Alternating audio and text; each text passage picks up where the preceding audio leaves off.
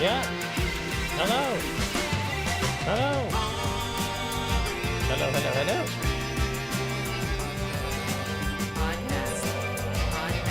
Well, we're back on the orange bill. That's all for good. Stacy. We're microdosing the shrinking dollar, the incredible shrinking dollar, as New York Post says.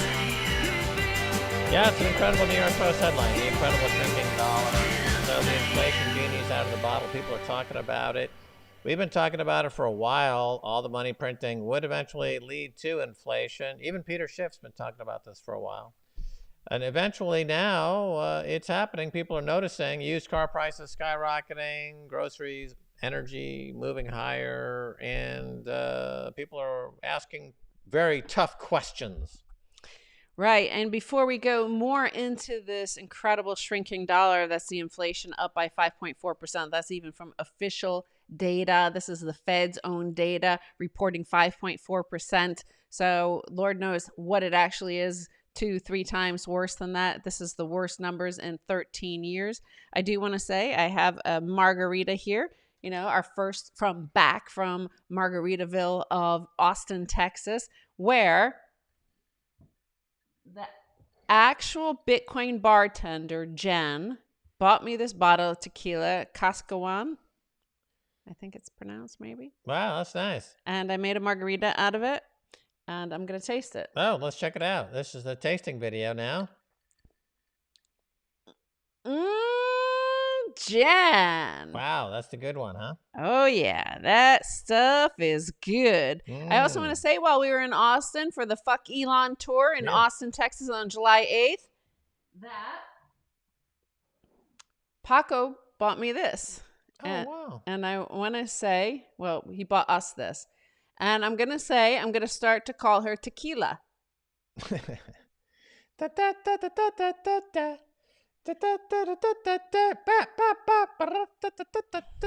Oh, fabulous. Yes, Paco and the team was in Austin, and everything went off really, really well. You know, 250 people showed up, that party down. It's great, awesome time, and really, really well. Barbecue was excellent. DJ Sticky Buds was excellent. The venue was excellent over there at Spider House Ballroom. It's all good. Austin itself was a lot of fun. We were staying over on South Congress Avenue, which is happening hipsterville. It's good stuff. Smash those likes for Tequila. You know, if you like her name. I mean, I was going to say Margarita, but Margarita is like a, you know, a common name. I thought Tequila was more unique. I thought, plus we all like tequila, right? Right. You know, not everybody likes margarita, but who can deny tequila? Yeah, it's nice stuff. Tequila is an important ingredient of margaritas, and margaritas are an important ingredient in Orange Pill Podcast. So Max and I were on stage. We did their stage event over in Austin. We went out to Marshall Long's mining facility outside of Austin. We had such an amazing time. Right, the day before was the difficulty adjustment adjusted so that it dropped by 50%, 40%. So the miners were super happy because their profitability doubled overnight. So everybody was happy. And in the meantime, over in the rest of the world, and we did notice this, by the way, we noticed it on flight costs, on, I don't know, the cost of rental cars. We noticed the incredible shrinking dollar. We noticed for sure the inflation. It was pretty shocking because it had been really a year and a half since we had traveled like that. I mean, we did go to Miami, but it was all self-contained. This, we were, you know, taking Ubers. We had to rent a car. We did all this stuff, and it was shocking how much inflation there has been. Oh yeah, well, you know, all that money printing went to China, and now it's coming back in the form of higher prices. And it's structural, it's secular, it's not temporary, and it's the beginning of an inflationary era. The only thing we have to look for to really confirm this would be A, the bond market, and B, the US dollar. So the US dollar is moving up, which would imply deflation. So that's giving us a counter signal. And also the bond market, you know, continues to trend higher. The 10-year Is it going to go below 1%? I mean, it could, I suppose. But at some point, it does run out of speed. It's a lot closer to the end of that cycle than the even the near to the end. It's getting down to the very bitter end. And then we enter a new cyclical, more inflation-oriented time. And if you look around the world, Stacy, and you see France and other countries are completely in open revolt due to the cost of food now getting to a point where it's causing food insecurity around the world. Many, many millions of people in the last few months have now entered into what's called food insecurity. So the price of food has gone up beyond their ability to survive. We saw this in Egypt right before Mubarak was overthrown during the Arab Spring, and we've seen this before. We saw it in Athens, Greece. We've seen it happen. The U.S. is insulated to some degree, but I think that that is really not going to be the case for much longer. Right. I mean, there was $6 trillion sent out in stimulus. A lot of people paid down their credit cards, but they're starting to travel now. Flights domestically in the United States are totally booked up, 100% capacity. I think international travel maybe isn't as easy, but the freight costs, the containers from China, from Shanghai to Los Angeles, are up 500% in the past year. Right. It's and even adjusting for, the collapse in trade last year for some bit of it, like even back to 2019, it's way up. Volume is up from the previous all-time high. The previous all-time high in volume of actual goods coming from China to, Los Angeles was in 2017. Now, 2020 passed it to June 2020, passed it by 26%. Mm-hmm. So all of that stimulus, all of that printed money is making its way to China. How long they continue to send us their goods for this incredible shrinking dollar, we don't know, but that is the spanner in the works of this whole plan to have everybody have UBI and free money and all sorts of stuff. We'll see. But yeah, Max and I were around and reporting in the lead up to the Arab Spring, which started in 2010 and 2011. Before that, you had, a lot of protests it started in Spain with the Indignados, and then in France. And remember, in France, they actually had placards, complaining about their purchasing power. And we had commented on that in our programs. I think that was during the Oracle at BBC. And so you're starting to see that sort of the similar thing, because remember, the response to 2008 financial crisis was a whole bunch of money printing from the Fed. And so you started to see these complaints on the streets erupt around the world. We're starting to see it now. We're seeing it in Cuba. We're seeing it in France. We're seeing it all over the world. This certainly in Lebanon, where their currency is in hyperinflation. So you're starting to see very similar rhyming to what happened post 2008 financial crisis. But I think you can clearly see there's way more money that was printed this time around. Yeah. Well, people are slow to revolt because it's dangerous, and a lot of them get into a huge difficulty as a result of it. They're saying goodbye to the past. They're putting their families in jeopardy.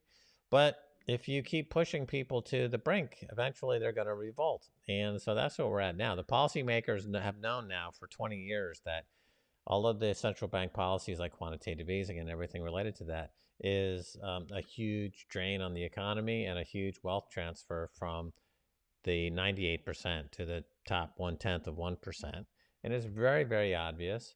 It was very metaphorically stark reality when you have now billionaires flying into space, essentially on junkets, for fun. And, you've got 90,000 now opiate overdoses in America. So, how many people had to die to send Richard Branson to outer space, to send Jeff Bezos to outer space? That's really sad. But people are now sick of it. So they're just going to revolt. I mean, it's not rhetorically interesting to say this is fair, this is not fair, this is good, this is bad. It's just there's a revolt coming or a revolution, and we're going to be living through it. And that's very exciting. As journalists, it's very exciting. As Bitcoiners, it's great because we're going to see our Bitcoin go to multi-$100,000 per coin as central banks disintegrate. Okay, I'll take it. We've been predicting it, and now it's here. Right. Well, I think the billionaires are getting ready to flee. The fiat billionaires are getting ready to flee. There are many billionaires in our group right now have billions of sats, and they're going to stay right here for Renaissance 2.0. We're creating it. The incredible shrinking dollar is so obvious because of Bitcoin. So, Bitcoin is exposing and revealing the truth. And the truth is obvious to the likes of Richard Branson, who, by the way, is a very early holder of Bitcoin and accepted one of the very first companies in the world to accept Bitcoin back in like 2011 or 12. So, 2012 for Virgin Galactic. And the thing is, like, he's seen the writing on the wall. You better escape while you can. So if they, if maybe their plan is like they see the writing on the monetary wall, they see the incredible shrinking dollar, they see their privilege ending, they see the end of, the Cantillon effect, and they're going to get the hell off this planet. Yeah, it's amazing that the Virgin Galactic took Bitcoin to secure places on his space shuttle, and he converted it immediately to fiat money. Didn't hold any on his balance sheet. So the people who bought those tickets when Bitcoin is a few $100s are probably regretting that choice. They talk about people wasting money on buying a toaster or a camera with Bitcoin back in 2011, 2012. Imagine putting up $250,000 or $500,000 for 2 seats back then would now be worth over $1 billion. And of course, they didn't keep it in their balance sheet either. So that's the way things were back in 2011. Their emphasis on payments was really strong at that time. And digital gold, as we now have come to understand more fully, was still not firmly entrenched in the mindset. Right. It was the Winklevoss twins who bought 2 tickets aboard this. They spent, I think, 215 Bitcoin each to secure a spot. So that would be worth millions and millions and millions of dollars today. So they have plenty. But yeah, I guess I think it was via BitPay, right? That Virgin Galactic had a deal. Richard Branson was an investor. And then, but of course, Roger Ver kind of blew that company up too. And I want to kind of segue to the incredible shrinking dollar. You have this world reserve currency still, having an identity crisis, trying to figure out kind of how to piece together this empire, this disintegrating empire. In the meantime, you have all of these pretenders, thousands of shit coins that have popped up over the past few years. Some of them, while, it was still confused about what Bitcoin was, and before its identity was fully revealed. So when it was magic internet money and people were sending it for space shuttle seats on a space shuttle, it was all fun and magic. But a whole bunch of pretenders came up. So we have a few issues here. We have the Bitcoin protocol working. We have the algorithm and the game theory working. We have the proof of it. We have the collapse of the hash rate, which led to the collapse of the difficulty adjustment, which is driving old miners, all sorts of miners, young miners, new miners, everybody plugging into the system in America. I saw some data that even in Hawaii, which has the highest rate of home electricity and the prices in the United States, even there, you could profitably mine in your garage. Amazing. So yeah, you just need 37 cents right now to profitably mine. That's incredible. Yeah, people are mining Bitcoin like the old days. Incredible. I mean, insane, right? I mean, just a few months ago, if you couldn't get it for 2 cents, you couldn't compete. So now you can get it for 37 cents and compete. But speaking of that, the interesting thing is the hash rate, right? even now with the hash rate, when it fell 70% after China unplugged their miners, then it rebounded a bit.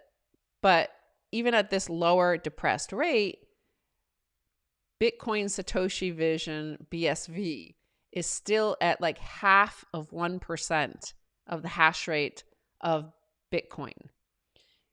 And they're undergoing a 51% attack for the past few days. So it's been delisted from a bunch of exchanges because of the fraudulent any payments could go through. You could double spend on it right now. So it's kind of a failed project, right? It tried to pretend that the argument that Peter Schiff and Nassim Taleb and all these guys always make is that you could always just create another coin. And that's where inflation is in Bitcoin. Bitcoin's not deflationary, or it doesn't have a neutral policy, because though there are only 21 million coins, you can create BCH, you can create BSV, you can create all these other shit coins. And that proves that that doesn't work. But we're seeing today, we're demonstrating, Bitcoin is demonstrating to the likes of Peter Schiff exactly why that is a false argument. Yeah, absolutely. There was no need to try to create a so-called better Bitcoin, because the initial iteration was exactly everything that you would want in Bitcoin is right there in Bitcoin. Bitcoin Satoshi Vision, has been such a problematic experience for everybody from the beginning. The people behind it have been engaged in all kinds of behavior that is completely inconsistent with the ethos of Bitcoin. The fact that it's got 1/2 of 1% of the hash rate of Bitcoin is pretty consistent, that it's completely unused, it's unusable, and it was always open to a 51% attack. And so this is going to be ongoing. Exchanges are dropping it. If you are trying to get coins onto an exchange to sell them, that's going to be a problem, because exchanges don't want it. If you have coins on an exchange already and try to sell them, the liquidity is going to dry up. As I made a point before, according to my kind of surveying the situation, more than 80% of the volume is just wash sales that would be conducted by the one primary person. And so the volume there is really non-existent anyway. And that person, from what I understand, is now understanding that this is a failed project, and they themselves are trying to get out. So there's, it's going to be tough to get anything sold. When it's like when Jamie Dimon got out of, the MF Global.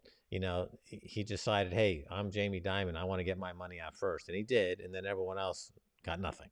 So it's a similar situation. Yeah, well, Bitcoin is relentless optimism. Bitcoin is Renaissance 2.0. Bitcoin reveals all around you. So it just reveals that these were shitcoins all the time. And the thing is, the thing about the game theory, the thing about the protocol, the thing about the mycelium sort of nature, as Brandon Quittem puts it, the thing about Bitcoin that it keeps on revealing this. Like, it didn't reveal until today the incredible shrinking dollar, because as Satoshi himself said back in 2010, when WikiLeaks first started accepting Bitcoin, he was afraid, right? Because it was too young. Bitcoin was too young and too small. Bitcoin at that time could have had a 51% attack because it was tiny, right? Here, it's today it could take on the dollar because it's big enough to withstand that. It's big enough to take on a nation state. Bitcoin at the time of 2009, 2010, 2011, 2012 was still too small, and it deceived the users, it deceived the holders, it deceived Gavin Andresen, it deceived Mati Malmi to share all their Bitcoin, to send it out for free all over the world, tens of thousands of Bitcoin each to a whole bunch of people, because Bitcoin needed the network effect. So it had to deceive the early holders to not hoard it, because if they thought at that time it was going to be a store of value, they would have held on to it. They're not gonna send it all over the world, right? You're not gonna give it away for free. You're not gonna give tens of thousands. You're not gonna send 200 to Richard Branson to go on his rocket ship. Yeah, people underestimate the network, exponential functions and how things grow exponentially. And there's some truth to the idea that there was an underestimation in terms of what the value would be as a store of value. And because it's hard to imagine, even if you understand the technology, it's hard to imagine really Mm. Bitcoin challenging the US dollar and other currencies. And here we are with Christine Lagarde, making a fool of herself, really doubling down on trying to introduce a European digital currency. Meanwhile, the ECB, if you thought money printing in the US was crazy, whoa boy, they're just like totally out of control, and their societies are completely falling apart as a result of it. The UK is having some similar troubles. Their solution is the same.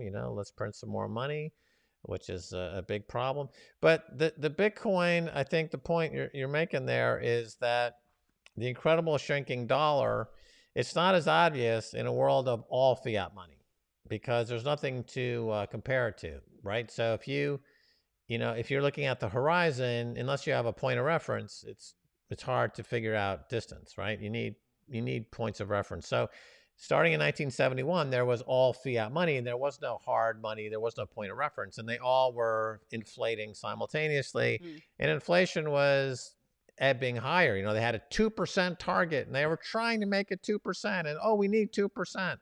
Meanwhile, the purchasing power of the money was actually falling, as Michael Saylor at MicroStrategy pointed out. It's actually your purchasing power is decreasing by 15% a year. If you were to look at the world in a realistic way in terms of housing and medical costs, education, those things were all galloping ahead at 15-20% a year. But the government was saying, no, no, no, don't look at that stuff. Just look at this basket of Asian-made clothes and circuit boards from Taiwan, and that's what you need to focus on. So it was gaslighting, right? The governments were gaslighting the population, and everyone felt really poor. And they were taking opiates and dying by the tens of thousands, but nobody covered it. The mainstream media is captured. Then Bitcoin comes around, and suddenly there's a reference point. And they're like, wait a minute. How come this thing went from 10 cents or 25 cents to 30, 40, $50,000 a piece? How did that happen? It's beyond any technological explanation. It has to be associated with loss of purchasing power for fiat money. It's a point of reference. So it's a big sign to the world that your paper money is becoming more worthless, has become worthless. It's a reference point. And around that single point, we have the global revolution, the global insurrection against banker occupation is rallying around this central theme, the central point, the central reference point of Bitcoin. People, if you're not already a millionaire, if you're not already a Bitcoin millionaire, you really need to hustle and start stacking Satoshis immediately, because whatever you have left is going to be debased. And anything in fiat money is now going to plummet to zero pretty rapidly. If the New York Post is running incredible banner headlines, the incredible shrinking dollar, you know that we're entering the whirlwind, the end game. That's right. Hey, yeah, smash that like button before we get to the end game here. And I want to ask you in the comments, would you like to cut to a video of Madge Weinstein, the bloated lesbian, who is having, I mean, she has some shocking opinions about Bitcoin and why she likes Bitcoin. And, Does it involve her vagina? No, believe it or not, Really? does not involve her vagina. Jesus, that's unusual. But the thing is, it's really interesting, and it kind of fits with this whole this deception that Bitcoin does, this sort of living organism of it, partly because I think the game theory causes us to look at it and project our own human emotions upon it, and thus create the reality that is needed. So when it was magic internet money, at that point of time in which the seed needed to spread all over the world to create a network effect, we're the ones that thought up, hey, this is magic internet money. Woo! Woo! And the reward was huge at that time. So it seemed like this was just plenty It would always be like gushing. This would be gusher of free money coming out of the Bitcoin mining spigot. So what's Madge up going on about? So Madge has some interesting theories, and I think maybe we should watch it so you could see it, Max. I'm intrigued. And then you could. If she doesn't mention vagina, then I'm like, she must having an existential crisis or something. I think she does at one point mention vagina, but it's about a vagina. It's not about Her Bitcoin. vagina.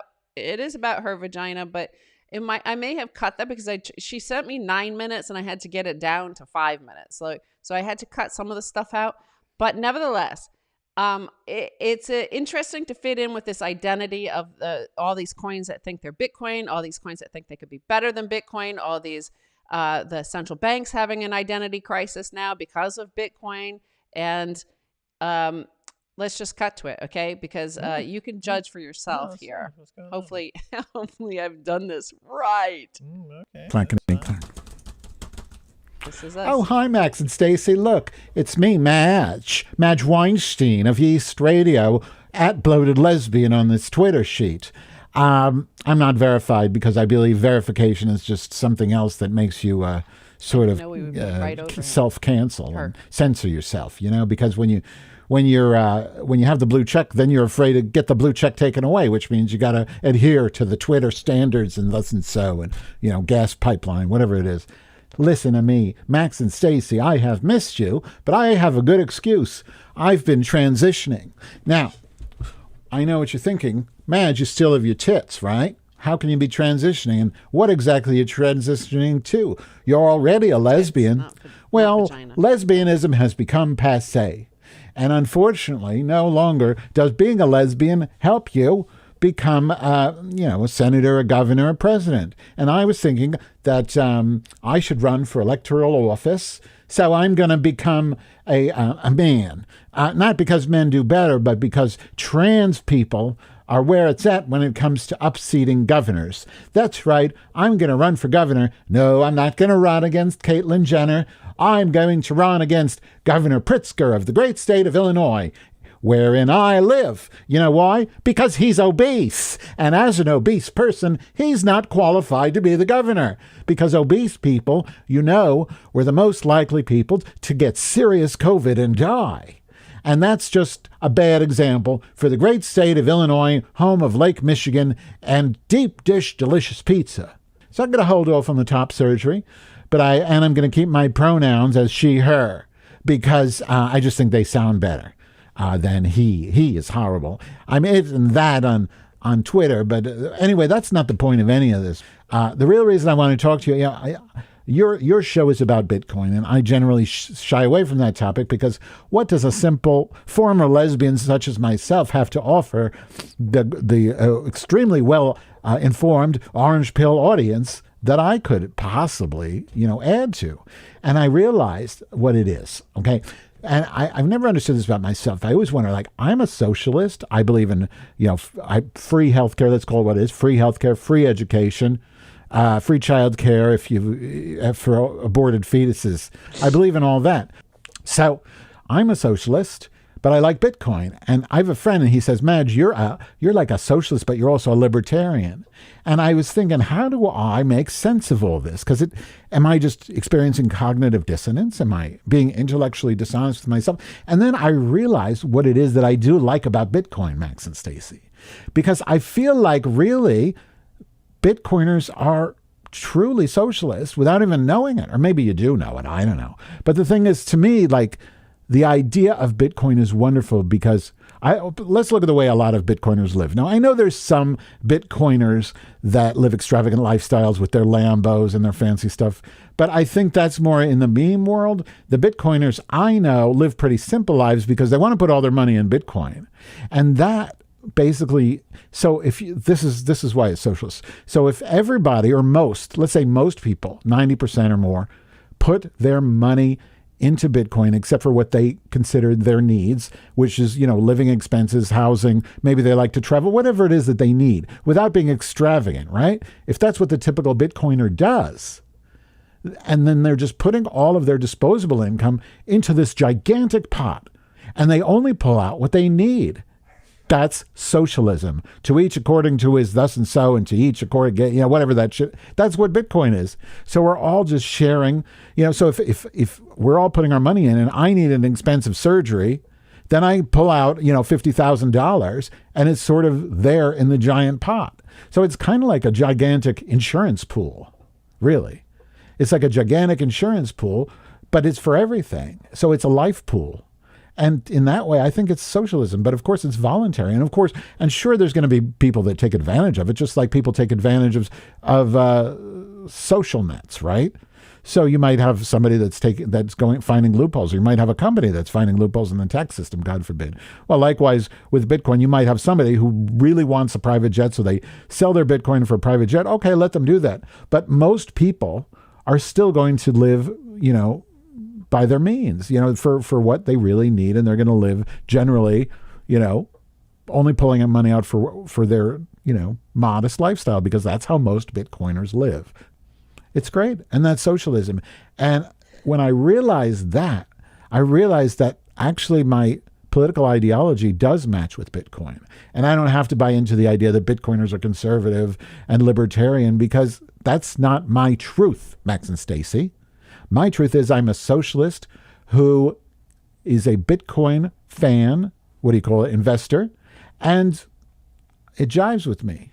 It works for me. It makes sense. It all makes sense because Bitcoin is socialism. And I wonder how many Bitcoiners out there are socialists without even knowing it. And maybe socialism isn't such a bad thing, Max and Stacy. And maybe it doesn't matter what you call it. Maybe you could call it, Madging. No, that's stupid as hell. All right. So. Yes. Woo! Max's face. Yeah. So, well, the thing that stood out to me there was that what Matt, because he's a he now, right? So she's a he. So whatever. But Madge described socialism, and to me, it sounded like the puritanical Protestant work ethic. She's saying that they work, they save, and that this is socialism. So maybe, if she wants to call it socialism for the next phase of Bitcoin adoption, so let it be. Yeah. Well, look, there's a lot of qualities about Bitcoin that would qualify as socialist. And so Madge is touching on an interesting point here. So the fact, even open source projects themselves are in a way socialist, right? Because like Linux and the idea of open source and the free open source software movement, FOSS. Okay, what is the free open source software movement? It's about people voluntarily giving their time and energy to create free software to make the world better. So this kind of borders this idea of socialism where, the community interest is more important than the individual interest, right? Broadly speaking. And then in capitalism, it's like the individual interest trumps the interest of the community, and that having a strong individual interest will end up having a strong community. And socialism, broadly speaking, saying, no, we're going to think about the community first. And, that will make all of the individual interests satisfied. And so Bitcoin is straddling both of these ideas in a way. And so there is a strong point to be made. No Bitcoiner is going to say that they're socialist. I mean, they have a real hardened objection to that notion, because everything about Bitcoin associated with hard money, its relationship to gold, and its relationship to capitalism and individualism, it really, for most Bitcoin, I would say virtually all Bitcoiners, this idea that it shares some tenets of socialism is anathema and would never be discussed as a topic. But I think that I think Madge is making a good point there, that there are some parts of Bitcoin that does begin to hint at what a socialist ideal would be. Remember two things: that both socialism and capitalism have failed. It's not like capitalism beats socialism, which is the running narrative. You know, you hear this all the time, like no experimentation in socialism has ever worked. Well, neither has any implementation of capitalism, right? So capitalism is an idea that has never been fully implemented. We have a capitalism right now without any referees, without any regulation. They call it neoliberalism or kleptocracy. Yeah, Right. you're right. I mean, It's free not trade balanced. has always worked. And you could look back thousands of years before we had all these powerful rulers and global regulations and toll booths and borders. Right. But as a system of governance for communities that need some form of regulations to function efficiently, that's different than free trade, because free trade could happen between, out there on the road. But once you return from your trading adventures and you're back in the village, right, how do you govern that village? Mm-hmm. So do you Yeah. govern it by every man for themselves, and then you become essentially dictators and kings arise and they become lording over everybody? Do you try to impose fairness and community interest in a socialist model? Right? Which so neither one of those two models has worked.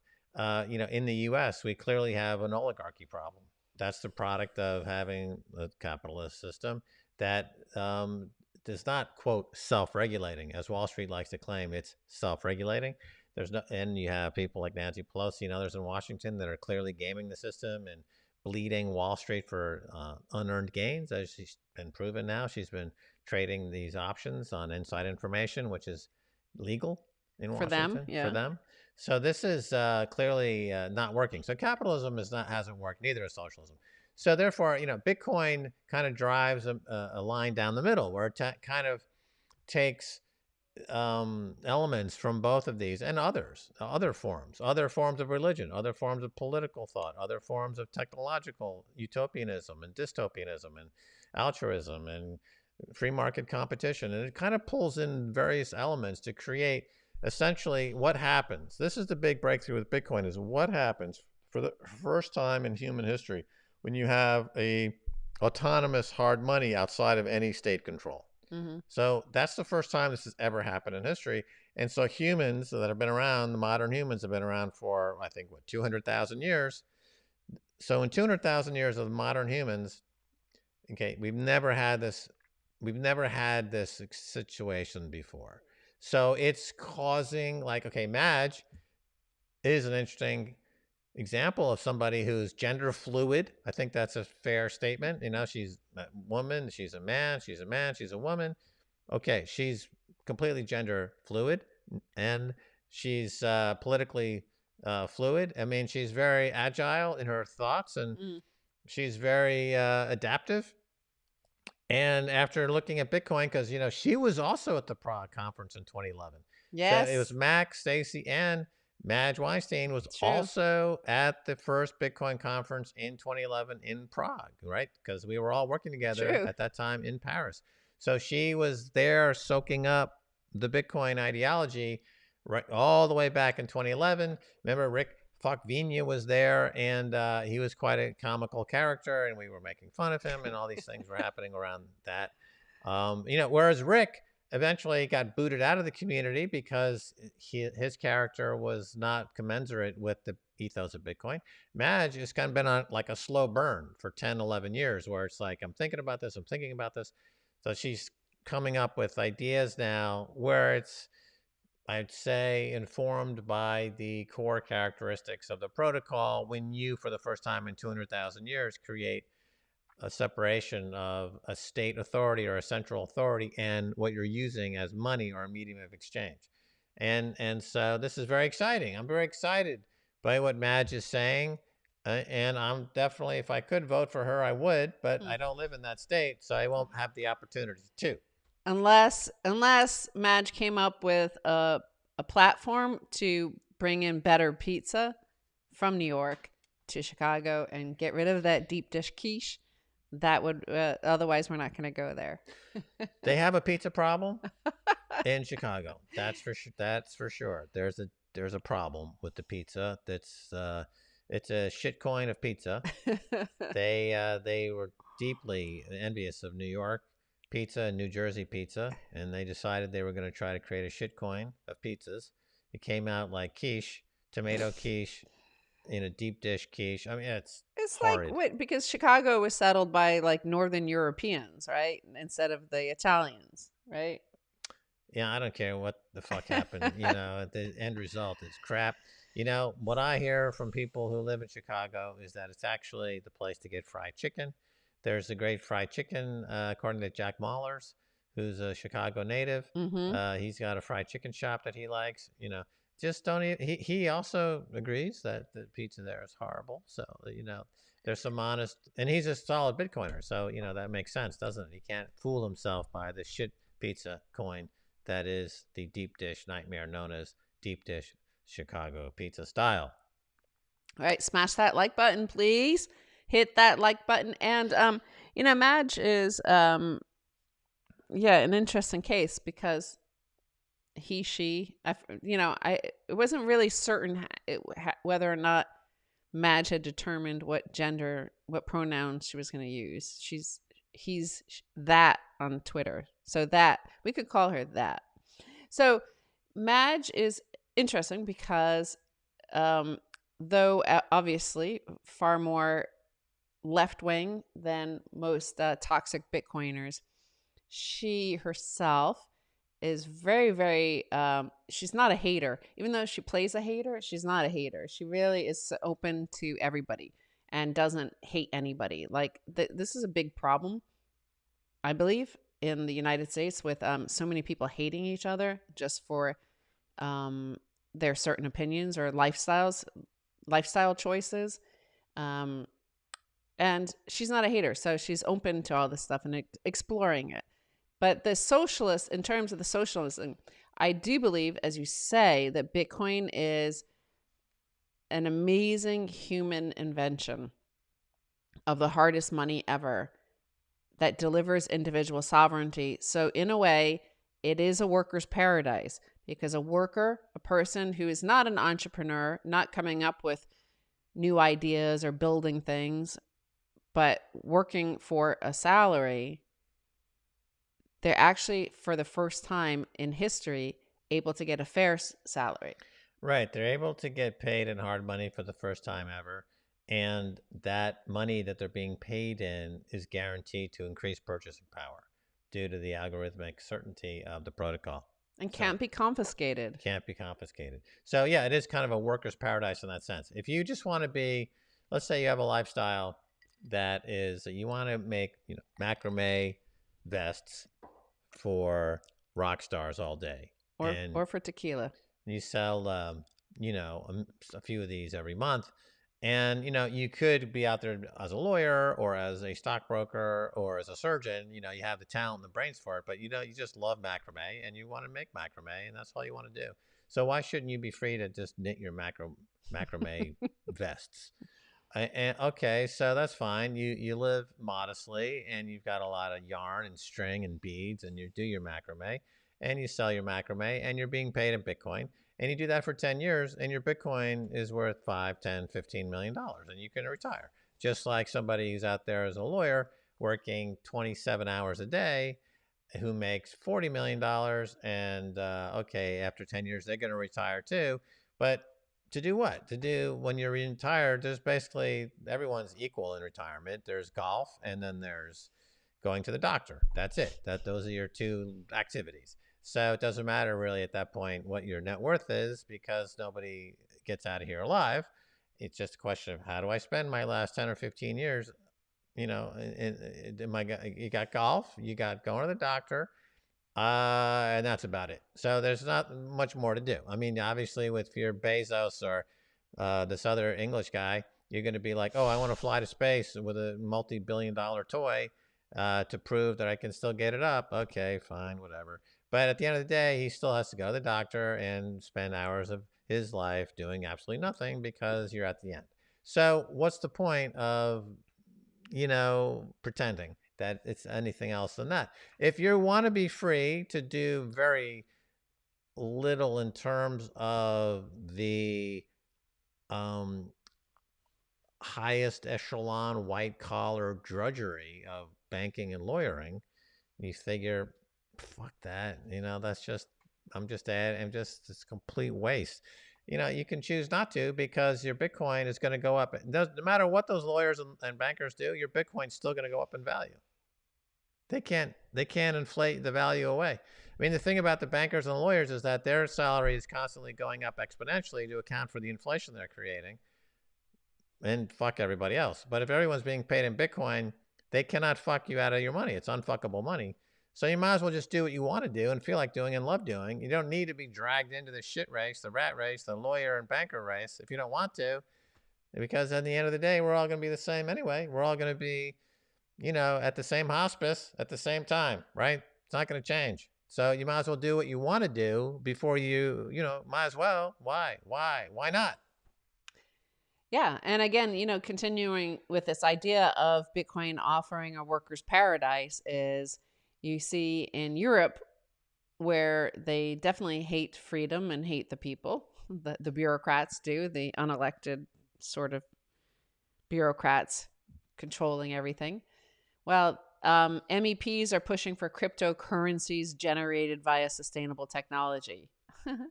The members of the European Parliament want to they want to ban proof of work. They hate workers. They hate dignity. They hate liberty. And they want you to instead use sustainable technology, i.e. their proof of stake, shitcoinery, that they want to introduce, the ECB coin, the Euro coin, the their own central bank digital currency. Right. Yeah. I mean, good point. It's proof of workers, and they hate workers.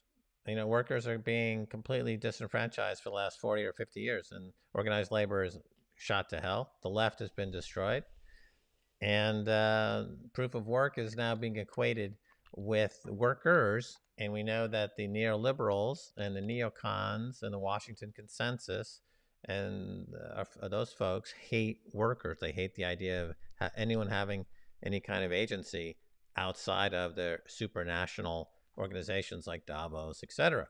So that's number one. Number two, the argument about ESG, which is just a repackaging of what we were covering a few years ago called social responsible investing, or SRI. So that petered out. So they decided to bring it back with a new label called ESG. And the problem with this is that these folks are not actually concerned with climate. If they were, they would have done something over the past 40 or 50 years when it was relevant and could have actually resulted in a different outcome than what we have now. It's really shocking to me. I mean, I wrote this on a tweet. Wall Street loves a sure thing, right? If you know, like Goldman Sachs, that if you sell your clients garbage products, that's going to encumber their businesses and force them to fail, you can then make a bet against your own clients and make money on their demise, as was proven during the 2008 Goldman Sachs testimony before Congress. They admitted to this. They love a sure thing. Of course, you would love a sure thing too. If you knew what number is coming up on the roulette wheel, you would love to put your money on that number. So what Wall Street knows and what the City of London knows now is that we're beyond the looking glass and that the environmental holocaust is now upon us. It's a sure thing that we have an extinction event for humans right now. It's a sure thing. So they come in and they say, we're going to put all of our money on extinction by pushing ESG to make sure that our bets on extinction pay off, right? Bitcoin is the opposite bet. It's a bet on humanity. It's a bet on positivity. It's a bet on life. So we don't like that because it's interfering with our sure bet on genocide. That's the Wall Street bet. So it's very cynical, as always, and it won't work, I don't think, because too many millions of people around the world are going to be like, hey, guess what? We don't want to go into your genocide collateralized bond obligation notes that you're selling into pension funds to kill them off, right? We don't want to do that. Yeah, and again, you mentioned workers organizing, and Bitcoin negates that because again, anything with humans at the top, as it always fails. Remember, that was the whole thing with Trotsky and Lenin. They were going to have, there was supposed to be a workers' paradise when they would have there would be a temporary government that would dissolve away as a workers' paradise emerged. Did they give up power? No, right? The same thing happens with organized labor. You get Jimmy Hoffa's, they start doing deals with politicians and they become corrupt and, the whole thing. And you have to pay your dues. And then, the elite of the structure of the union becomes corrupt and they give their friends and their family jobs and nobody else can enter it and blah blah blah. So again, that negates that whole need, that level of corruption, that layer of corruption that exists. And I think it's just Bitcoin is here, and I think that's what Madge is seeing. This is Yeah. what the video, we're commenting on Madge Weinstein's video. If you live in Illinois, and you want to vote for her or him, then, go to Bloated Lesbian over at Twitter and get her or him to come up with, solidify this Bitcoin policy as a Illinois initiative and cut their surprised taxes. she never took off. She S/HE. Probably it's always evolving and it's very fluid. So that could already be a thing. I mean, it's been around for a while, but it's never really taken off. I mean, Ms. That seems better than Ms. MS. Partly because I think if you have the he in there, that a lot of the identity is that he is male and you're defining the woman through the male. So, Oh, right. Yeah, I think Ms. was, I think Gloria Steinem actually invented Ms. And there was a Ms. magazine for a while. That was back in the 70s, when the feminist movement really took off. Now it's just cultural appropriation. It's still Malcolm X. Everything is X. Oh, yeah, everything is X now, Malcolm X. And everything else has an X to it. Malcolm X. There's something called WOAMXN. Womaxon. I'm not sure how to pronounce it, but that's what they call women now. Well, it's again getting back to what hard money, unconfiscatable Bitcoin does is that it gives people individual sovereignty and the confidence to be who they are. And I think that everyone ultimately has the ability to express themselves in a way that would be self-sustaining. I think everyone has, unfortunately, we live in a highly homogenized culture, particularly in the United States, where you have essentially, very homogenized culture, and you see this in the food, for example. It's very fast food. It's essentially very similar. It's all based on corn syrup. 60% of the American diet is high fructose corn syrup. The agriculture is basically all corn. The culture is very simplistic and very homogenized. It's good versus evil with the same stars and the same stories and the same films, the same directors. You have kind of the similar, very little variety because it's hard to make tons of money on variety. If you have a store, why do thrift shops, there's a million different varieties and they don't make any money in the thrift shop. But if you go into a Nike store, there's the shoe of the month, right? That they push through all various channels, and it's, the hamburger is one hamburger. It's like there's the scale. There's a scaling issue in variety, and if you can, that's why you don't have a lot of variety because it's too difficult. Shops don't want to store all of that. All those sizes, all those colors, all those things. They want to, like Henry Ford said, you can have any color you want as long as it's black for the Model T. Okay, now that opened up some competition from other car makers, but nevertheless, you have within all people an individuality that can express itself in a way to fit in ecologically with the whole of nature and society. But usually that individuality is snuffed out or thwarted to serve the homogenization of the whole, right? So America is basically Disney. Walt Disney kind of invented the American personality of being, hi, welcome to Disneyland. Everyone's happy here, and nobody. We're all happy. We really are. We're just happy, right? There's no diversity, really, right? I mean, unless you want to go down the road of exploring the Goofy and Daffy Duck and Elmer Fudd and these folks, and really understand that they're signifiers for substrata in society, and they're interacting in a highly violent and premeditated gulag put together by the Looney Tunes Corporation. Okay, that's I digress. But variety of character is nevertheless can sustain itself. Right, everyone can actually be themselves with hard money. Like I was saying before, if you really want to get into, like for example, Robert Maxwell. What's the guy's name? Maxwell, that one of the core programmers. Gregory Maxwell. Greg Maxwell. Okay, what's he doing these days? He's got a shitload of Bitcoin, and he's finding old pianos and restoring them. That's what he does all day, according to a core developer who knows them, who I spoke with. Yeah, but what about the person who only has 100,000 Satoshis to their name? Yeah, well, they have the confidence to know that their purchasing power is going to continue to increase. So if it's like they know that they can hold on to them, that their purchasing power will continue to increase, and that whatever they can do to increase their Satoshi hoard in any way they want to, they can do so, and they have the confidence. The problem right now is that if you want to be doing something on the periphery of the main economy, you have to deal with inflation. So I also, okay, let me step in here and talk for a moment, because I think like one of the problems with the fiat billionaires like Elon Musk, like Richard Branson, is the billions and billions of dollars given to them from not only the Fed, but the governments, because they can corrupt the government. They can lobby the government.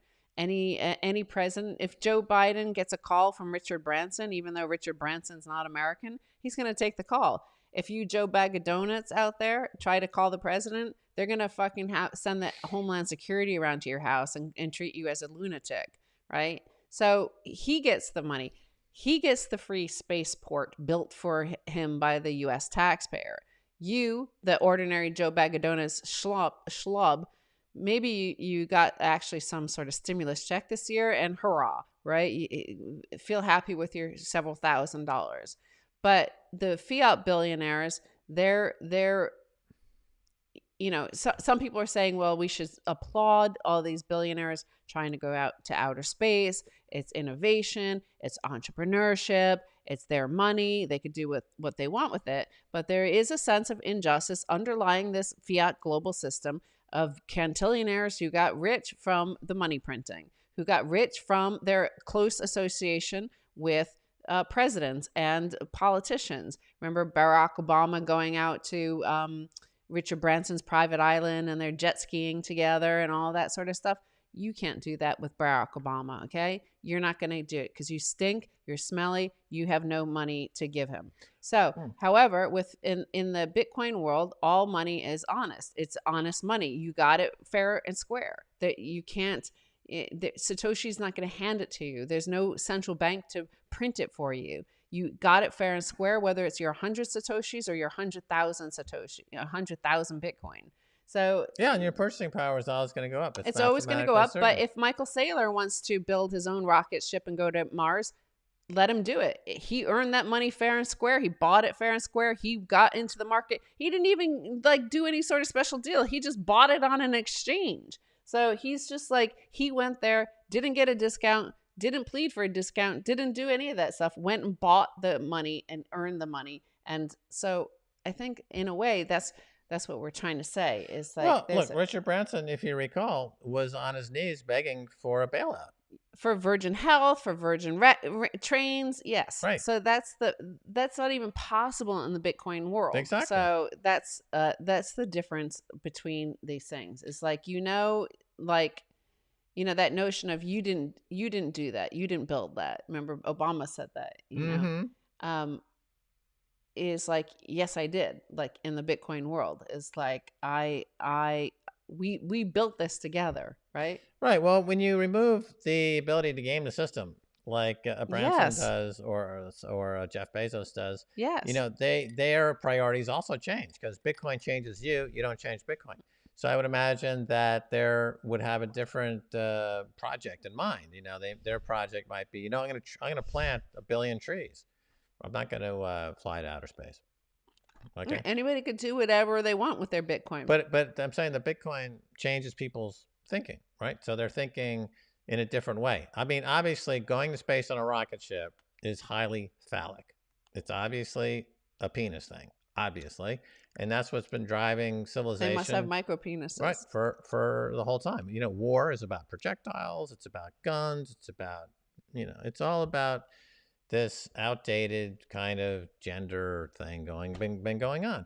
But we've never had real unconfiscatable money like we had before. And I think, you have a new generation of people whose priorities are different. That's more but like that's why they want to go to Buckminster Fuller. That's why they want to go to outer space, Max. They want to go to another planet. They see unconfiscatable money is here, and so they want to leave this planet because their whole business model is based on wealth confiscation through inflation, through the cantillionaire effect. Yeah, no doubt. I mean, Buckminster Fuller, if you read his book Critical Path and others, very early in his career, he's a brilliant scientist, but he made the decision, as he states it, I'm only going to do things that will benefit all of humanity. Uh-huh. And so he invented the geodesic dome, the electric car, right? He only thought globally. That was it, for better or worse. But and he also thought of the idea of electricity-backed money. He was one of the very first people to actually envision something like a Bitcoin. So this is what's as you get more entrepreneurs and business people on the Bitcoin, they will think more like Buckminster Fuller. We're going to see thousands of Buckminster Fuller types emerge globally. And we'll see less Richard Bransons, less Jeff Bezos types, less Jamie Dimon types. Those. I mean, even the Richard Branson's space flight, it seemed archaic. Even it looked. I mean, it was envisioned 10 or 15 years ago. It seemed cool. But over the weekend, when you're seeing it fly around, you're like, this seems so dumb. I mean, maybe 15 years ago this was cool, but now it seems kind of dumb. Like there's so many other things that are cooler. I guess also because Bitcoin came around and has made the way people think completely differently. And so that's being distributed all over the world as well. So we're just going to see a consciousness shift in a positive way. I mean, that's ultimately what's going to have to happen and will happen. Well, the reason why it seems so old-fashioned and dumb is because they're putting individual humans and our mortal coil or decaying flesh onto these rocket ships, and where everything in the world is being, put on the internet and digitized. And that's going to be the thing. It's not going to be some fucking rocket taking you like this person you can pinch. You're not going to go to Mars like that. You're going to go as an avatar. And it's stupid that they're spending this time on something before our imagination could take us to that place where everything could be digitized, including our money now. Yeah, that's right. It seems archaic already. It seems old-fashioned. What Branson did over the weekend seemed old-fashioned already. But we're going to get to Mars on something about this size, right? Yeah. It's not going to be a giant rocket ship. It's just going to be this, and it's going to carry, a couple million people on a little, iPhone-sized thing landing on Mars. Well, yeah, and also, getting back to socialism versus capitalism, this idea that like Branson and Bezos are private marketing folks, private companies doing a private. That's false because most of their money is generated through money printing, not public money printing, right? So we all paid for this. It's not like Yeah, of it's not like course. they, were able to do it without the assistance of all of our tax money and all of the wealth We already transference, said that. Yeah, they right? gained from the stock. Jeff Bezos. How did he earn $88 billion last year in 2020? Do Yeah, you that's really think it was transferred. because he worked like 30 times faster and harder than he did the year before? No, because of the money printing. So it was gifted to him from the American population. Right. So it's just Okay. like it's not a big surprise, but Right. and because of our governments wanting to intervene and help us and send us trillions of dollars, and it all goes straight to Jeff Bezos because everything's locked down. His competition was locked down. Amazon was open. We all sent them our money. He sent some to China and built a rocket ship. His rocket ship is very phallic. In Yeah, fact, totally. Russell Brand did a whole piece about his giant cock rocket, he calls it. Well, yeah, I mean that's been a thrust for human expansion for since the beginning of humans. It's that's just very. I could go into great detail into how this has basically shaped our economy as we know it today.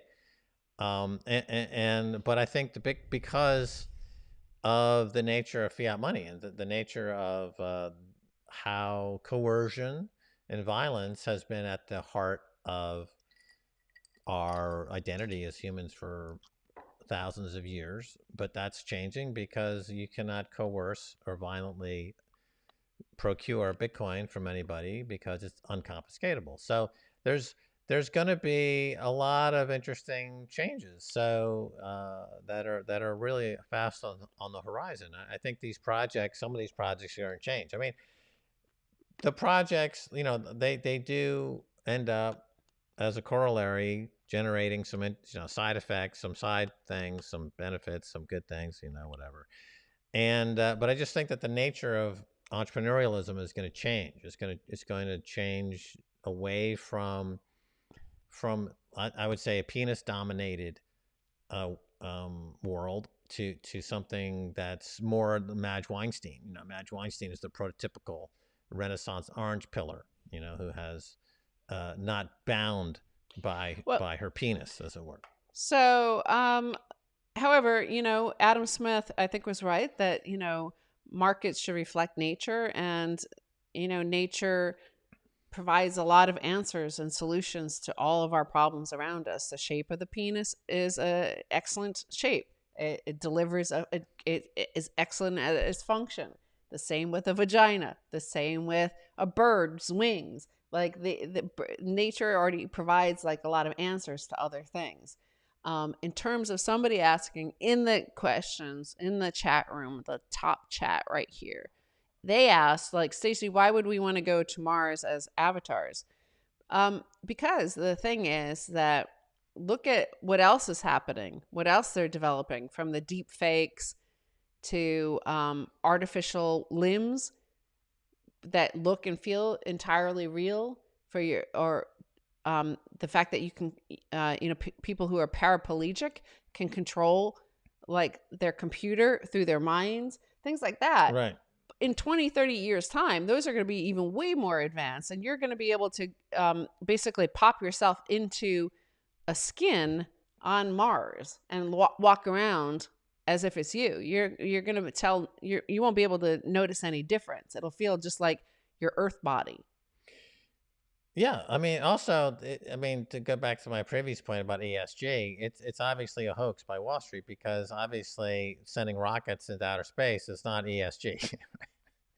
The amount of carbon is ridiculous. So you'll have like Elon Musk saying, "Hey, you got to get better ESG for your Bitcoin while I send these rockets up into space and blow 30 years worth of carbon in 5 seconds." No, right? no, no. They're just always rackets. They're toll booths. They just want They just want to shake down companies and get a cut of whatever profits they're making and saying, we'll give you this stamp of approval. Remember that ad that Robert De Niro made with a few other, like Beyonce and all these people saying, we're going to give your restaurants a COVID stamp of approval from Robert De Niro and Beyonce that you're safe if you give us $10,000. Right. So, I mean, these are just shakedown artists, and that's the fiat world. They're still thinking that, like you just said, that it looks so backward and old fashioned and antiquated with Richard Branson going up in this doofus sort of looking, vehicle. Well, the same thing with all of these, late stages of the end of fiat is like people are desperately gonna do all sorts of insane things over the next few years as the collapse is ongoing. And you're going to see more and more absurdities. And thank God for it, because Orange Pill Podcast is here for you. And we're going to cover them all. It provides us content to laugh at them while we do Renaissance 2.0. Right. Well, let me say this. So the urge to explore is hardwired into the human imagination and the human DNA. Yes. Okay. So the age of exploration that we're embarking upon, it would be the exploration of the collective unconscious, to keeping with this socialist kind of theme, that there is a collective unconscious and there's a way to explore it with Bitcoin. Because if all of our conscious and our unconscious are connected through the synchronization of the Bitcoin protocol, and we have Satoshis as a unit of account where we can voyage into each other's minds without losing our identity, exchanging Satoshis, then we're going to be like, my mind should be able to explore through anyone's mind. So we're exploring the collective unconscious. That's the age of exploration. And in that exploration, going to Mars, you don't need to physically get into a rocket and go to Mars, because first of all, you're having an interesting time exploring the collective unconscious, which is a completely unexplored territory. We've already explored the solar system. We've explored the oceans. We've explored the mountains. The one place that's left unexplored is the collective unconscious. It's the vastest unexplored territory still that we've not even touched the surface of it. It's a complete vast unexplored area is the collective unconscious. And Satoshis and through the protocol, this gives us a way to explore it. And so it's just people, and also in that world, coercion and violence and it is worthless. It has no value. So we enter into a different time, a different realm. Yeah, and I think there are some people who you're going to need a trip sitter for that, and that's where Orange Pill Podcast comes in. Yeah, because I think there are some cultures that do. When we say we talk about we, Americans, Western culture. There are other cultures in the Amazon, perhaps, elsewhere that, do take trips into the unconscious. Right. Imagine combining Alan Watts with Bitcoin. Right? Imagine if we had Alan Watts today, who's kind of a shaman into the unknown realms of the unconscious xenosphere. With Bitcoin and Satoshis to make an exploration of it, that's what's happening. So left and right just become meaningless. Physical space becomes meaningless. Escaping gravity to go to Mars. It's like, why? I can just explore this collective unconscious for effectively in an ecologically sound, roundabout way where it's. I always come back to photosynthesis. It's the most brilliant market ever. You're swapping carbon for oxygen on the leaf, a green leaf, and it's frictionless. It's a perfect market. Perfect markets, perfect price discovery is part of the package deal with Bitcoin and perfect money.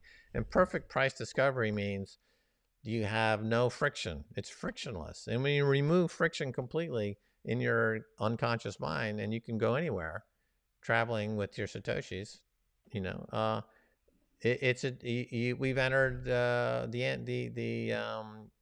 the apex of our existence as humans, right? So we're on the verge of this. We're on the verge of this revelation. Michael McGoldrick asks, can you bring your own lunch to space? Well, you're going to be an avatar, so You could bring Orange Pill Podcast with you. How's that? How's that for an answer? Well, your corporal needs, the bodily needs. I think what people find is that they have an incredibly less than they thought they had. I mean, you don't really need that much food and water, True. actually. True. Most people, particularly in the culture we live in now, are morbidly obese, and they're just sick and taking drugs all day long. You look at some yogis in India, for example, and they could go weeks with just a little water, a little tea, because they're fully into the spiritual realm. I mean, we have had this for many years. The shamanism and the spiritual realm has been with us, and people have probed it, and people have gone in there, and the poets and come back and written poetry or done paintings, done art, and shown us the way, and many people go down that path.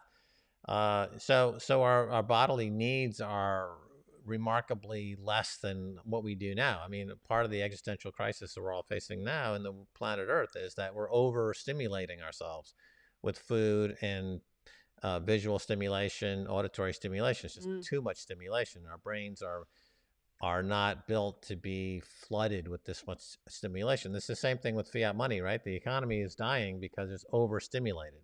Our soul is dying because through our five senses and maybe 6 or 7 or 8 senses, it's being overstimulated. There's just, you're not experiencing life because the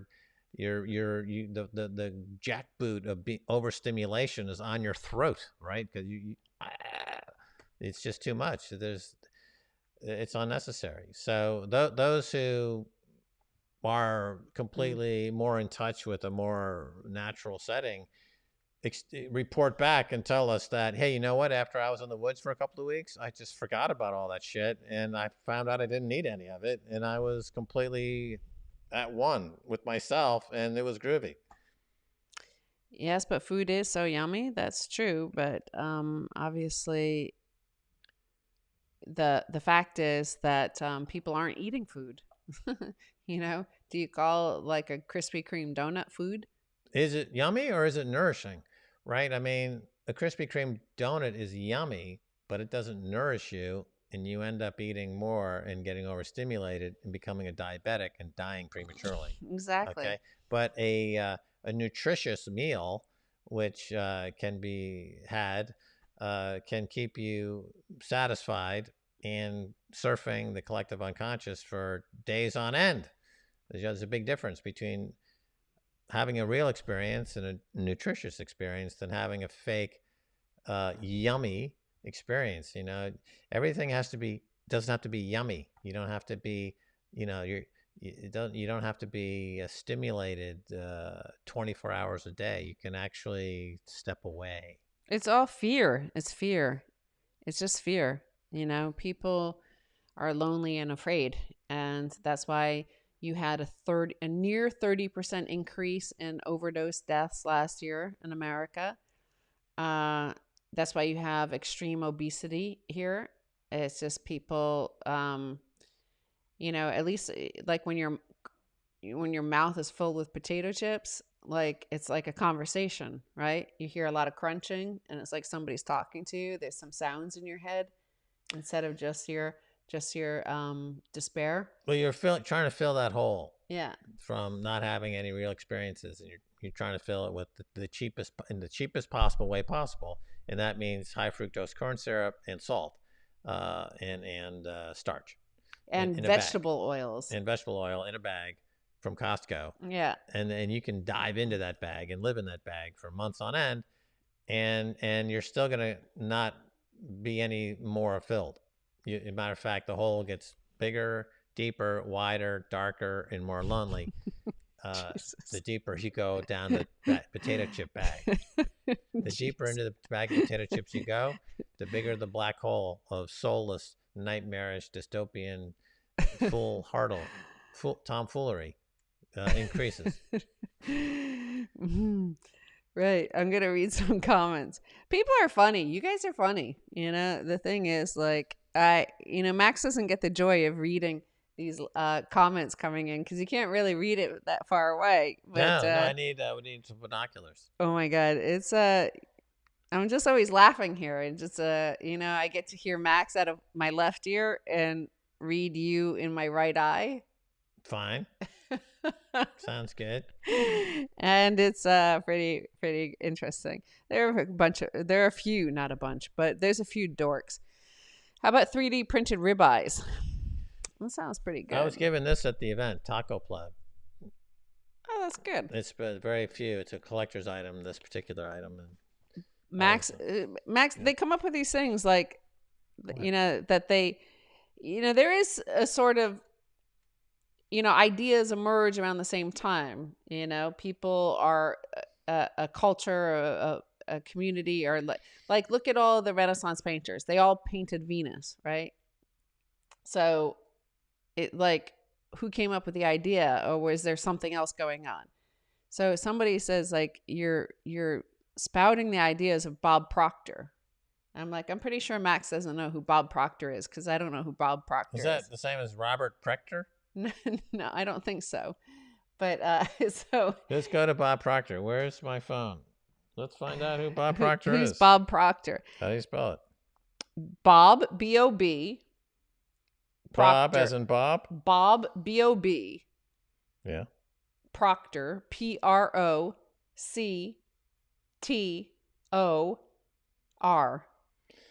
All right, Bob Proctor. All right, who is he? He is a Canadian self-help author who identifies himself as a philosopher, best known for his New York Times best-selling book, You Were Born Rich, in 1984, contributor to the film The Secret in 2006. His material maintained the idea that a positive self-image is critical for obtaining success, frequently referencing the law of attraction. This includes all the books he has authored, as well as seminars he conducts and videos shared. He's still around. He's 87 years old. Proctor, as well as the law of attraction, has been often criticized for being a threat to individuals, for suggesting that simply having a sustained thought over time will materialize into reality, whether it be riches or for health. Furthermore, experts believe individuals may opt for positive thinking instead of physical therapies or medical intervention. The law of attraction originates from the idea purported by self-help enthusiasts that positive thinking can shape reality. No, that sounds more like the what do they call those guys? The prosperity gospels. Like, these people who say like, especially as he was active in the 80s, that in the 80s was filled with these, all the former hippies became yuppies, and they filled their minds and the airwaves with this notion that like, that you still can be a good hippie and rich if you just like embrace the Cantillon effect. Because remember, in 1971, the whole fiat standard started, and suddenly they were all making money. And, so I think they felt guilty, a lot of human action, especially en masse. If you look at the cable news or whatever, the, mainstream media, is projection. It's like, it's a lot of guilt about feeling certain ways. That's why you call the 90,000 people who overdose in America, those are deplorable white supremacists. And so that you don't feel guilty about your economic model killing them, right? Causing that despair. So the same thing with those sort of the prosperity gospels and the get rich, all those get rich in the 80s was filled with that. These yuppies who suddenly felt bad that they abandoned the Weather Underground and stopped bombing federal buildings. Jerry Rubin being a good example of a yuppie turned investment banker. But also, so the 80s was really the transition away from the 70s, which was Jimmy Carter, who famously said that America suffers a malaise, and that we need to take stock and look at ourselves in the mirror. And we transitioned to Reagan and Reagan-Thatcher. Yes. And the Reaganism was all about America can, not America can't. And that Top Gun and this type of patriotic flag waving became huge. And so this was, the era of Wall Street, obviously, and fake it till you make it. And Neoliberalism introduced. right, we had the neoliberal model became huge. So plundered the in the 80s began the plunder of all that was built before it, essentially hollowing out of the economy, extracting all the wealth that had been built up. Right, right. And so I guess if that was his kind of decade of renown, that would kind of play into that decade of excess of conspicuous consumption that Mm. we know as the 80s. But now, having just read only one paragraph of Wikipedia, I'm not an expert on Bob Proctor, but nevertheless, so his I'll take a stab at it. But so from what I'm reading there, but this idea of you Positive can thought. envision, Yeah. envisioning a positive future, or having a positive, and envisioning, and this type of thing through visions, would, yeah, absolutely, I would totally agree with that.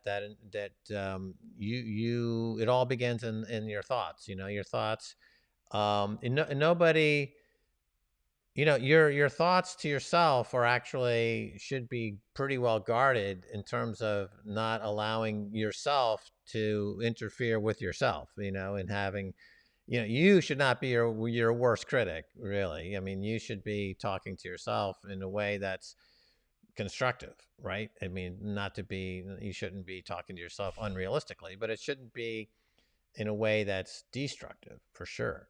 And so having a good conversation with yourself at least sets you up to have a more positive disposition. And this does result in attracting other positive things Sure. from the reality. So if you're positive, you're going to attract positivity. That's true.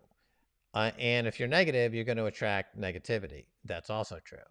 And if you can attract positivity, and then interact with it in a positive way, now you've got this self-reinforcing, you know, ladder, I guess you could say. It's moving ahead. That so many people suffer from excesses of self-sabotage, right? They Mm-hmm. they they would take one step or two steps in a positive direction, but then they allow themselves to stop, or they will stop, and then maybe they'll go backwards. They fear success, they always say. They can fear As success. soon as they start to get successful, they go out in a bender, they get in a fight. You see this with people who might get covered in the paparazzi often. Right, they have imposter Syndrome. syndrome, Yeah. where Again, like I said, everything is projection, right? Like everybody has all these weird psychological things playing out on the global stage or in the yeah. newspapers. So so it has these are so it's kind of like an inability to weed out those thoughts in real time, to get rid of them quick, like, man, go away. So they can be, and this is, ends up tragically in many times, particularly in the field of the arts and the performing arts and things like that, where Mhm. people are, they get in touch with some pure expression of something that is recognized by many as essentially human and Mhm. valuable, and they're elevated very quickly into a place of adoration, and then it's very uncomfortable, and they lose their bearings, and they things, negative things can happen, bad things can happen. This happens all the time, but it happens spectacularly in the world of celebrities and famous people, but it happens every day to everybody. It could be on the scaling. The scale is different. That's all. The scale can be the person working the 9 to 5 job or something like that. They just the ability to let yourself be successful and to be attractive and to allow that's another key thing, is that the idea of what is attractive is being managed by Madison Avenue and Wall Street, and Mhm. that's not good. We should have our own definition of what's attractive, and not let our those definitions be told to us by outside forces, because they're not thinking of us in our best interest. And so people have an artificial sense of what's attractive. This tends to be, and I will be broadly generalizing here, tends to be more in the female side of the equation, where that the industry of convincing women about what is attractive is quite enormous, right? There's an enormous industry around that. Whereas you find it less so in men, but that's also changing. So men are also now being, objectified, right? This is something we used to say. Well, particularly in the beginning of the feminist movement, it was, women are tired of being objectified. Well, what happened is that women never stopped being objectified, but now men are being objectified. That's the change, right? So everyone's being objectified, and the aesthetic is being controlled by commercial interests, and that's totally divorcing It oneself from a started out spiritual like, being. if you think of all that classical art and Renaissance art, it was, what do you think of when you think of David? The guy was an object, literally, and he's there in all his full, gonad glory. We can all see everything, and he was objectified. So it's the male body was objectified for a long time under the Romans The and Greeks the certainly. Greeks. Uh, Yeah. the well, in a sense that it was very tied into the culture of Greece and Rome at that time. Beauty, but that's the The thing. aesthetic. There was an understanding at a nation, almost a nation state level, of what constituted aesthetic excellence. Whereas we live in a society now where you've got 40 or 50% morbidly obese, where they're being told that that is aesthetically acceptable. When Victoria's Secret puts out an ad campaign featuring folks that by any no definition would be aesthetically by any aesthetic standard of a Greek or Roman period be up there on a pedestal. This is a failure of on many fronts. This is a failure, and it results in all kinds of problems. But I that's what I'm saying is like, um, thousands of years of sculptures and statues, and we have them left over from history, has shown that men were objectified, and there it has been a perfect aesthetic, a perfect body throughout generations.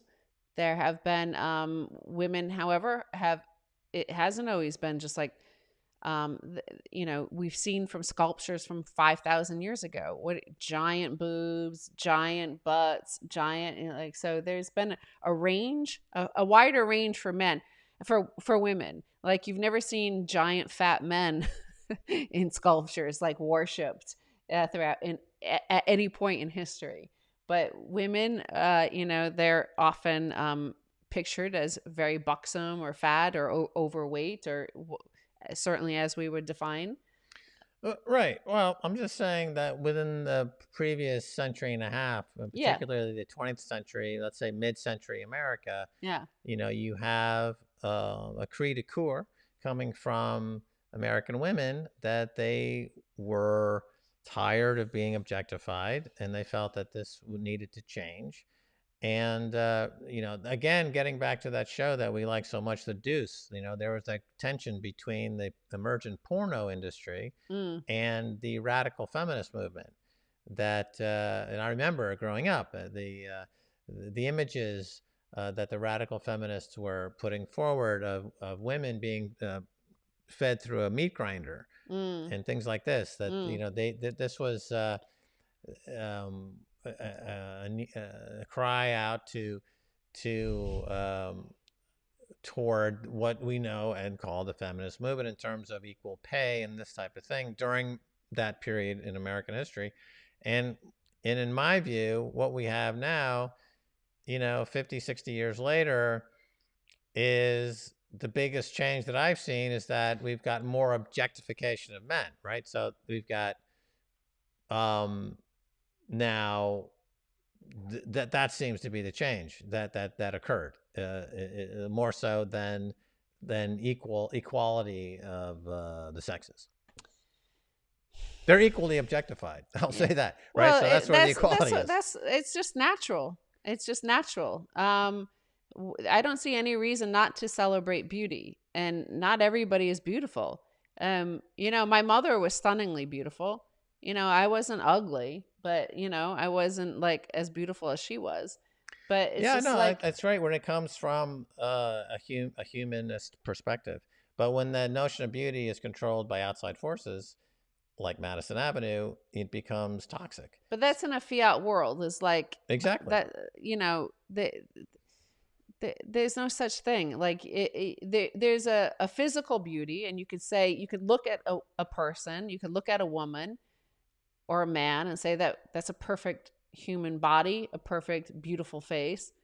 um but maybe their mind is ugly, or maybe their laugh is ugly, or maybe their talent is less than that's they only have that beauty for like 10 years, and they don't have any intellect. So there's always something you can find beautiful. That's one thing. I worked with this photographer, David Bailey, and he said he can't make everybody look beautiful, but he can make them look interesting, because there's always something interesting about a person. Right, and that should be everyone's purview, and it should have that ability to express their own beauty without being interfered from by Madison Avenue, which Well, is currently the situation. but people are trying to say, what we're seeing today is like, here's a person who's had 35 bags of potato chips this morning for breakfast. Then they had a few cartons of Big Macs. And now they want you to say, we all must say that this person is beautiful, that they look physically attractive, that they're ginormous, like ass with a whole bunch of ripples of, flabs of fat hanging down, that's gorgeous. Like, and we everybody knows it's not, and that it is in fact self-hate, and it's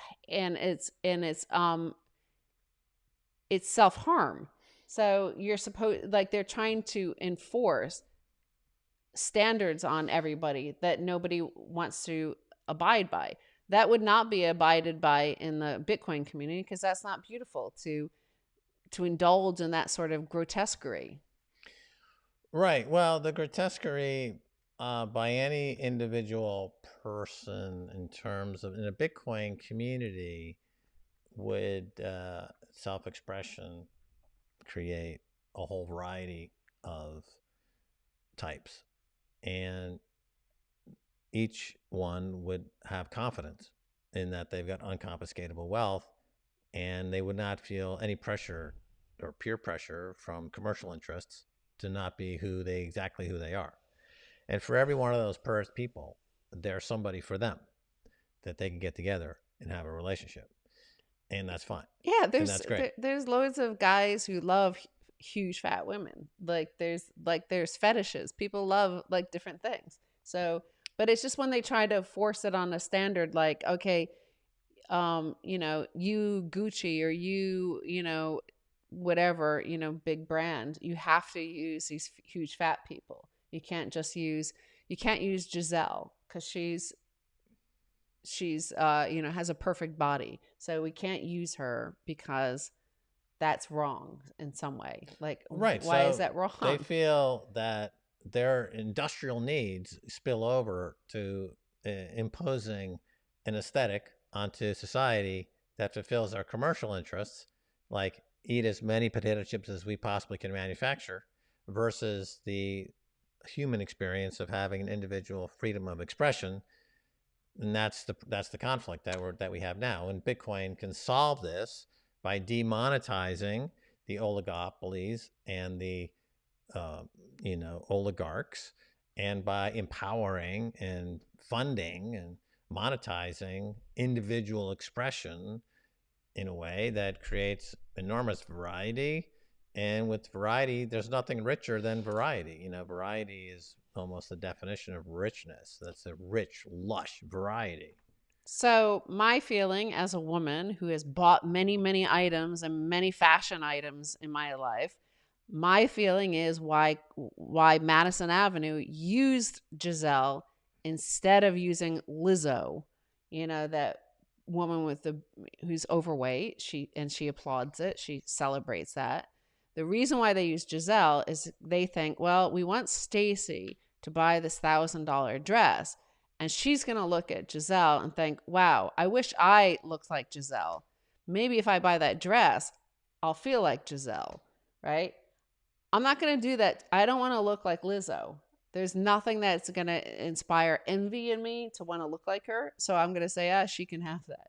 So that's why they're selling you. That's how you sell them, because you sell desire, right? Like, you don't want to buy like a really boring, ugly little car. You want to buy the Mustang, right? You want to, as a guy, right? You want that power. You want that thrust. You want the fast acceleration. You want, certain things. Well, the objectification of men, really, I think historians would say it started with Arnold Schwarzenegger, who took bodybuilding out of the dark shadows that it existed into more of an acceptable commercial enterprise. Mm-hmm. And this began an era where men, if you look at the men of the 60s, 50s and 60s, by the time they hit middle age, they were all kind of similarly paunchy, overweight, middle-aged men who we look at the movies and the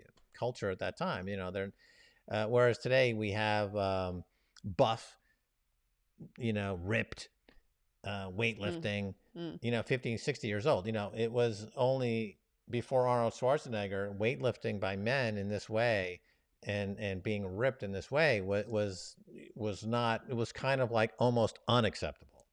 Yeah, because he played up that bimbo thing. He didn't mind it. He was very self-confident, right? And he was just like, ooh, look at my cheeks, my butt cheeks. He didn't mind like showing off like that. Like, it just seemed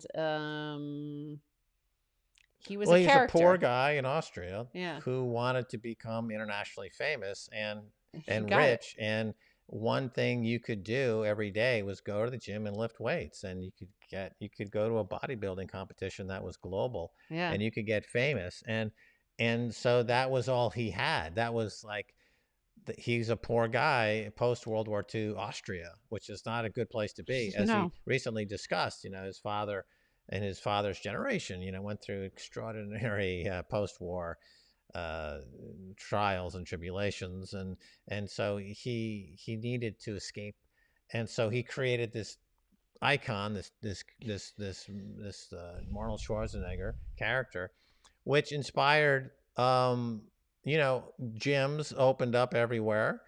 Men, there was a transition for men from being, I don't need to work out or whatever, to being everyone, it seems, they need to work out. And Peloton is a huge company and people are working out all the time. That's really, the nexus, the genesis of that was really Arnold Schwarzenegger really took bodybuilding and that type of thing into the mainstream.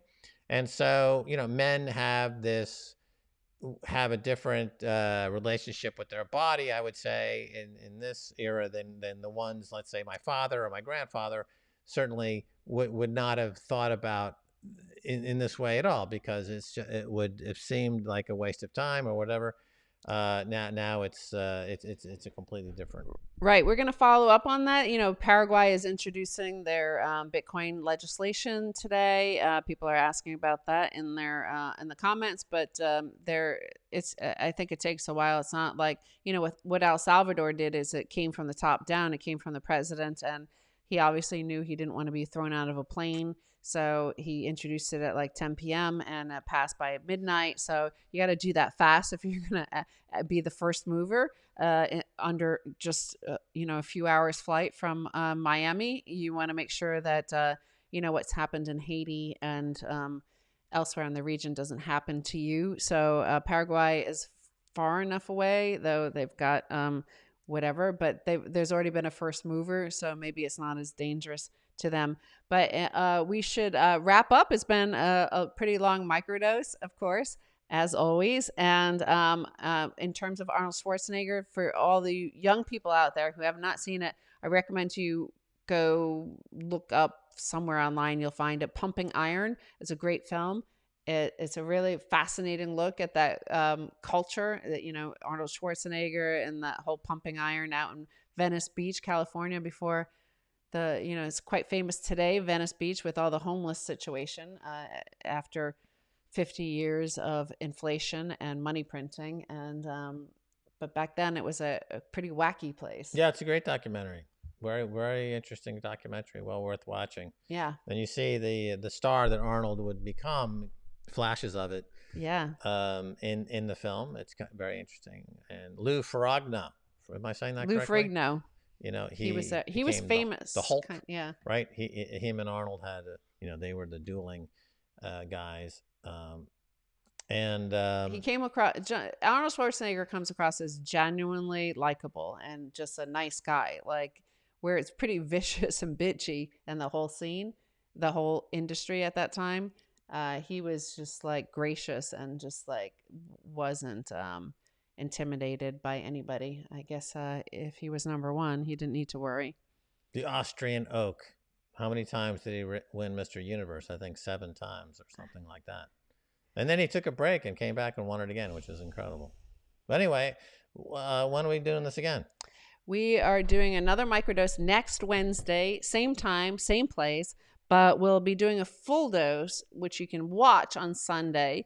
And hopefully I'll have time to edit together some of the footage we shot at one of the biggest Bitcoin mining facilities in the world, outside of Austin, Texas. That sounds like a good show coming up.